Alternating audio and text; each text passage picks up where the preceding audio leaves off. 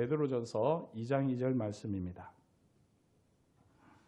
베드로전서 2장 2절 말씀, 이제 저와 여러분들이 한 목소리로 읽겠습니다. 베드로전서 2장 2절입니다. 자, 찾으셨습니까? 찾으신 분은 말씀을 보셔도 좋고요. 아니면 앞을 보셔도 좋습니다. 함께 읽습니다. 갓난아기들 같이 순전하고 신령한 젖을 사모하라. 이는 그로 말미암아 너희로 구원에 이르도록 자라게 하려 함이라. 아멘. 베드로 이 전서 2장 2절에 나와 있는 것처럼 사실 우리는 계속해서 성장해야 하는 사람들입니다. 갓난 아기들 같이 순전하고 신령한 젖을 사모하라. 이 순전하고 신령한 젖은 하나님의 말씀이지요. 그런데 이 하나님의 말씀을 우리가 영적으로 공급함을 받는다고 하면서 우리의 지성이나 우리의 감성을 외면하고 있으면 사실 우리가 성장하기는 어렵습니다. 어제도 우리가 살폈었지만 정말 하나님의 사랑, 우리가 하나님의 사랑으로 성장하려고 하면 이웃 사랑이라고 하는 분명한 기준을 가지고 우리가 얼마나 성숙하고 건강한가를 점검을 하는 것이 필요한데요. 이제 내일부터 한 가지 우리가 이 7가지를 통해서 우리가 어느 정도인지를 또 살피고 또 성장해가는 계기로 마련하도록 하겠습니다. 자, 오늘 이 말씀대로 우리가 어떤 상태인지, 갓난아기 상태인지, 그렇지 않으면 어린아이 상태인지, 그렇지 않으면 청소년에 해당하는지, 그렇지 않으면 정서적으로 건강한 어른에 해당하는지 오늘 이제 이 테스트를 같이 해보도록 하려고 합니다. 참 고민이 많았습니다. 이 테스트를 새벽에 하는 게 맞을까 여기기도 했는데 정서적으로 건강한 제자라고 하는 이 책을 저희가 한 챕터씩 보고 있기 때문에 이 책 내용대로 그렇게 하는 것이 좋겠다 여겨졌습니다. 이렇게 자신을 살피면서 이제 7가지 영역들을 우리가 구체적으로 이제 내일부터 하나하나 알아가려고 합니다. 또 막상 풀라고 하면 잘 안 풀어지거든요. 같이 풀어야지 이제 조금 재밌게 그래도 풀 수 있습니다. 오늘은 이 자기 테스트를 하겠는데요. 피상적인 제자가 된 나의 영적 상태를 진단하는 시간을 가지도록 하겠습니다. 이것은 정서적으로 건강한가 건강하지 못한가 이렇게 양극단적인 판단이 아니라 내가 어느 정도인가 정서적으로 내 상태가 어느 정도인가 가벼운가 그렇지 않으면 심각한가 이렇게 정도를 파악하는 것이니까 여러분들 편하게 하시면 되겠고요. 괜히 다른 사람들 보고 하실 건 없습니다. 물론 부부는 가족은 나중에 다 끝나고 서로 나눌 필요가 있겠습니다만 이 시간은 자기 스스로를 점검하신다 하시고 정직하게 해주시면 되겠습니다. 자, 이거 다 받으셨죠? 다 받으셨죠? 이 시간 한번 같이 해보겠습니다. 볼펜을 드시고요.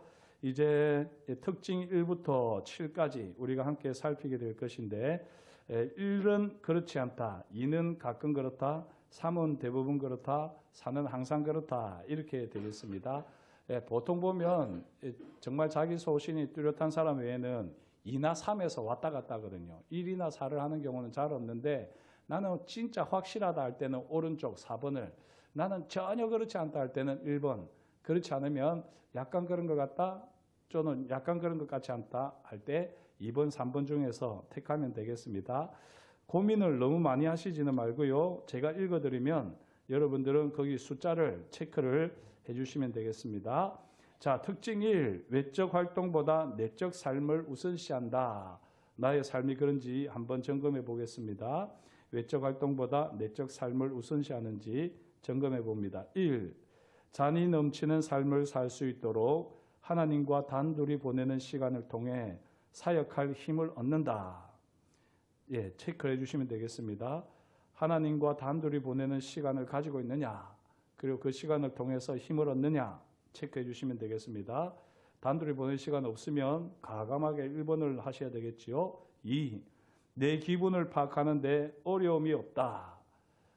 내 기분을 파악 당연히 하지 이런 게 아니라 나 스스로 내 기분이 어떠한지를 살피는지 하지 않는지 그걸 말하는 겁니다. 드러나는 게 아니라 내가 내 기분이 지금 어떤가 그걸 살피는 것을 말하는 겁니다. 3. 할 일은 많은데 시간이 없어서 걱정일 때는 삶의 균형을 회복하기 위한 방편으로 잠시 멈추어서 하나님과 나 자신과 시간을 보낸다. 하나님과 나 자신의 시간을 보내느냐 보내지 않느냐.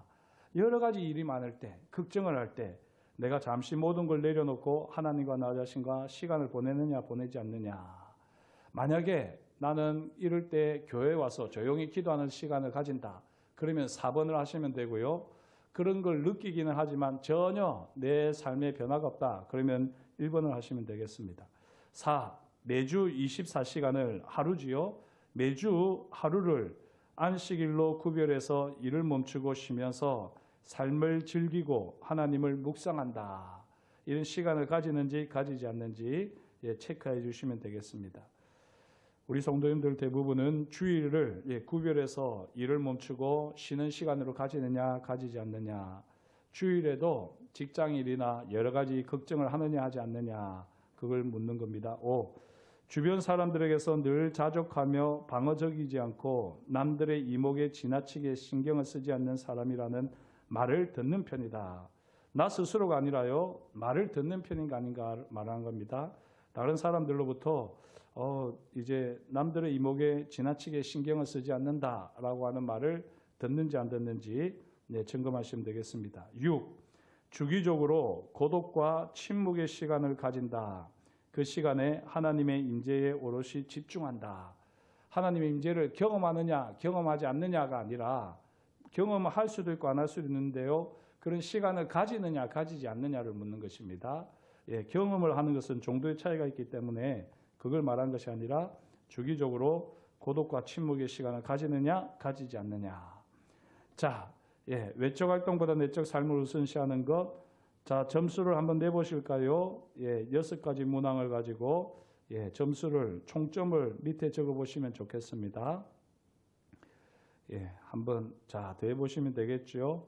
각각 하셔서 대보시면 되겠습니다. 자, 되셨습니까? 그러면 이제 특징 2로 넘어가겠습니다. 조금 빨리 하도록 하겠습니다. 제가 오히려 방해하는 것 같아서 제가 한번 읽으면 바로 해주시면 되겠습니다. 특징 2. 미국화된 예수가 아닌 십자가에 달리신 예수님을 따른다. 문화적인 예수가 아니라 말 그대로 복음, 십자가에 달린 예수를 따른다 하는 것을 이제 한번 점검해 봅니다. 1. 하나님이 원하시는 사람이 되어 하나님이 원하시는 일을 할 수 있도록 세상의 성공 기준을 거부한다. 세상의 성공 기준을 거부하느냐 따라가고 있느냐, 점수를 매기면 되겠습니다. 2. 다른 사람에게 잘 보이거나 특정한 결과를 얻기 위해 행동을 바꾸는 경우가 좀처럼 없다. 소신 있게 내가 밀고 가느냐, 그렇지 않으면 다른 사람에게 잘 보이려고 다른 사람 말 때문에 행동을 바꾸는 경우가 있느냐. 3. 내 계획과 포부가 하나님의 영광을 위한 것인지 나 자신의 입신양명을 위한 것인지 수시로 점검한다. 내 자신을 위한 것인가 하나님의 영광을 위한 것인가 수시로 점검한다. 4. 다른 일이나 명분보다 예수님의 말씀에 귀를 기울여 예수님의 뜻 앞에 내 뜻을 내려놓는 것을 더 중시한다. 내려놓는데 성공하느냐 마느냐 그게 아니라 내가 그렇게 내려놓는 것을 더 중시하느냐 하지 않느냐, 이것입니다. 그분의 뜻을 늘 생각하고 내 뜻을 내려놓으려고 한다. 노력하면 항상 그렇다라고 하시면 되겠습니다. 5. 주변 사람들에게서 실패와 실망 속에서도 잘 요동치지 않는 사람이라는 평을 듣는다. 실패와 실망 속에서도 요동치지 않고 평안함을 유지한다라고 하는 말을 듣는다. 그렇지 않다. 점수를 매겨주시면 되겠습니다. 다 1번부터 5번까지 대해주시면 되겠지요. 자, 이제 그러면 특징 3으로 넘어갑니다. 한계라는 하나님의 선물을 받아들인다. 한계라는 하나님의 선물을 잘 받아들이고 있는지 한번 점검을 해보겠습니다. 1. 혼자서 모든 일을 하려고 한다거나 감당할 수 없는 일을 버린다는 말을 들어본 적이 없다. 혼자서 모든 일을 하려고 한다거나 감당할 수 없는 일을 버린다는 말을 들어본 적이 없다. 그런 말을 들어본 적이 없으면 4번을, 그런 말을 가끔 들으면은 거기다 번호에 따라 해주시면 되겠습니다. 2. 과중한 짐을 지지 않도록 때로는 남들의 요청을 거부하거나 기회를 포기할 줄 안다. 뭔가 부담스럽다 할 때는 때로는 요청을 거부하기도 하고요. 포기할 줄도 안다. 3. 하나님이 내게 주신 성격이 올바른 반응에 도움이 되는 경우와 방해가 되는 경우를 정확히 알고 있다. 내 성격이 올바르게 반응하는데 도움이 되느냐, 그렇지 않으면 오히려 방해가 되느냐. 성격이 제대로 반응하느냐, 반응하지 못하느냐, 알고 있느냐, 정확히 알고 있느냐입니다. 한다 안 한다가 아니라 반응하느냐, 방해가 되느냐, 도움이 되느냐가 아니라 그거를 정확히 알고 있느냐, 모르느냐 묻는 겁니다. 4. 다른 사람의 짐을 덜어주어야 할 때와 그가 자신의 짐을 지도록 두어야 할 때를 잘 구분하는 편이다. 다른 사람이 스스로 해야 할 것과 도와줘야 할 것을 잘 구분하는 편이다. 5. 그 다음으로 넘어갑니다. 5. 나의 정서적, 관계적, 육체적, 영적 능력을 잘 알고 때마다 적절히 쉬면서 재충전할 줄 아는 편이다. 나의 정서, 관계, 육체, 영적 능력을 잘 살피면서 적절하게 쉬고 재충전을 할 줄 안다.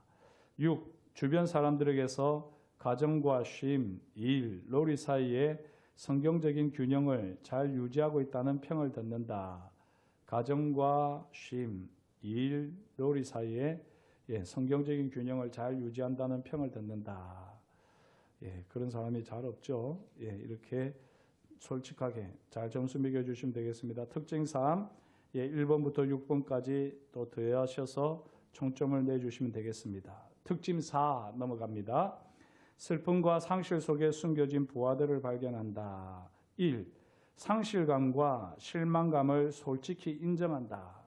상실과 실망, 이런 감정을 내가 솔직하게 인정한다. 2. 실망스러운 일이나 상실을 겪으면 아무렇지도 않은 척하지 않고 나 자신의 감정을 솔직히 돌아본다. 내 마음이 우울하거나 또 뭔가가 허전하고 할 때 그걸 모른 척하지 않고 잘 살핀다, 돌아본다. 그렇지 않다. 3. 다윗과 예수님처럼 상실에 대해 슬퍼하는 시간을 갖는다. 펑펑 우는 시간을 일부러라도 가지는지 그렇지 않는지 묻습니다. 4. 내가 상실감과 슬픔을 겪어봐서 이해하는 줄 알기 때문에 극심한 고통과 슬픔 중에 처한 사람들이 나를 찾아온다. 내가 상실감과 슬픔을 겪어서 이해심이 많다고 사람들이 여기고는 나를 찾아온다. 찾아오지 않는다. 매기시면 되겠습니다. 5. 낙심이나 슬픔이 몰려올 때 실컷 울고 나서 그 이면의 이유들을 차분히 돌아보고 하나님의 치유의 손길에 나를 맡긴다.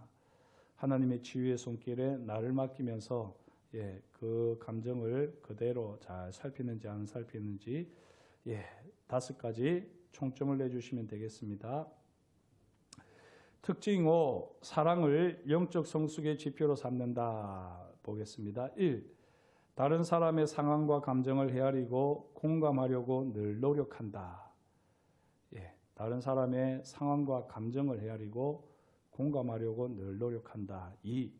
주변 사람들에게 남의 말을 잘 들어준다는 이야기를 듣는다. 다른 사람들이 그렇게 말해주느냐 안 하느냐는 겁니다. 남의 말을 잘 들어준다는 이야기를 듣는지 안 듣는지. 3. 내게 상처나 피해를 입힌 사람에게 찾아가 말할 때는 비난조로 상대방이 한 일을 지적하기보다는 1인칭으로 나의 감정을 말하는 편이다.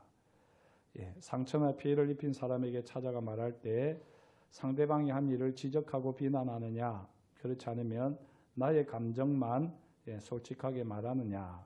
4. 다른 사람을 성급하게 판단하지 않으려고 노력한다. 5. 다른 사람에게 사랑을 가장 중요하게 치는 사람이라는 평을 듣는다.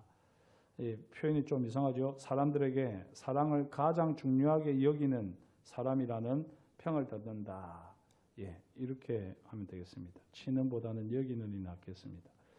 사랑을 가장 중요하게 여기는 사람이라는 평을 듣는지 안 듣는지. 총점을 내주시면 되겠습니다. 특징 6.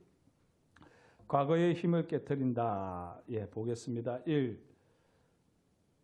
독하게 쏘아붙이거나 상황을 회피하거나 갈등을 더 키우거나 상대방을 직접 만나서 단판을 짓지 않고 이렇게 문제를 갈등을 더 심화시키지 않고 또 제3자를 찾아가는 식으로 어릴 적 가정에서 보고 배운 바람직하지 못한 행동을 보이지 않고 이것도 나쁜 겁니다. 그죠? 문제를 직접 해결하지 않고 제3자를 찾아가는 식으로 해서 어릴 적에 보고 배운 바람직하지 못한 행동을 하지 않고 이게 그 다음이 중요합니다. 갈등을 분명하고도 직접적으로 상대방을 존중하면서 푼다. 이게 중요하죠. 갈등을 분명하고도 직접적으로 상대방을 존중하면서 푸느냐 풀지 않느냐. 다른 사람에게 맡기거나 또는 직접 가더라도 그걸 오히려 상황을 어렵게 만드느냐 그렇지 않으면 푸느냐 그걸 묻는 것입니다. 2. 가족의 죽음이나 원하지 않는 임신, 이혼, 중독, 금전적 어려움 등 마치 거대한 지진처럼 내 현재에 큰 영향을 미친 사건들의 여파에서 벗어나기 위해 노력한다. 이런 과거의 사건들, 그런 사건들이 계속해서 나에게 떠오르고 그것들을 벗어나려고 노력하느냐 하지 않느냐. 3. 하나님이 모든 일을 통해 나를 현재의 모습으로 빚어주셨다는 사실을 알기에 과거의 모든 일에 대해 하나님께 감사할 수 있다. 모든 일에 대해서 하나님께 감사할 수 있느냐 없느냐. 4. 인격적 흠, 거짓말, 비밀, 고통을 다루는 거릇된 방식, 불건전한 관계 방식 등 어떤 조상의 죄들이 내게도 전해졌는지를 분명히 인식하고 있다. 조상의 죄들입니다. 지금 내가 하고 있는 이 안 좋은 여러 가지 문제가 있는 행동들, 그런 것들이 조상의 죄로 인한 것이라는 것을 분명하게 알고 있느냐. 유전적으로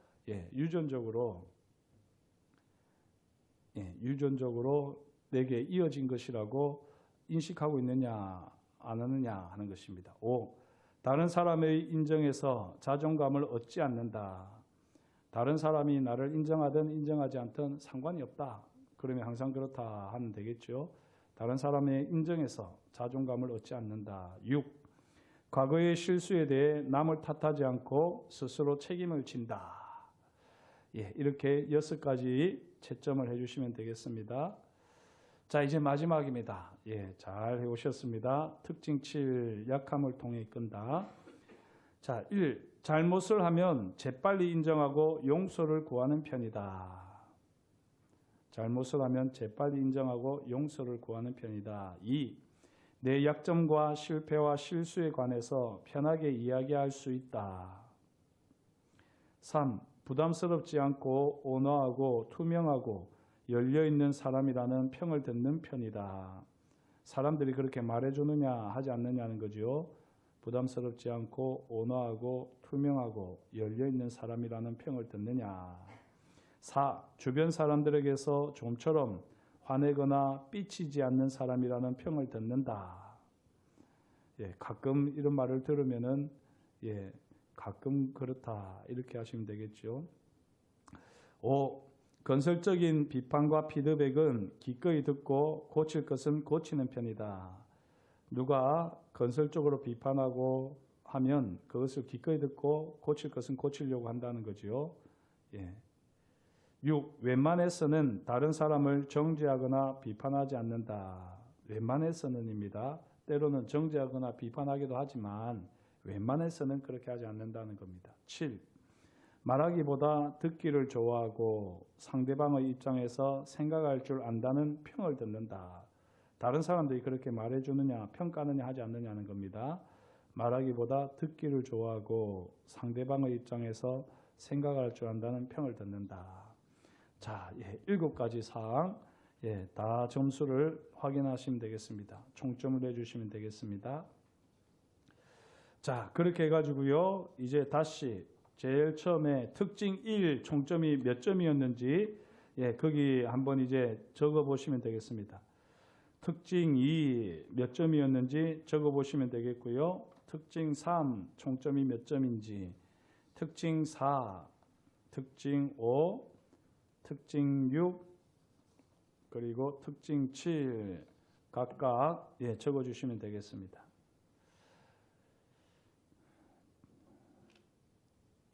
적으셨습니까? 그렇게 적으시고 그 밑에 표를 보시면 이제 나와 있습니다. 특징 1 같은 경우에는 20점 이상 넘어야지 정서적인 어른입니다. 그리고 만약에 15점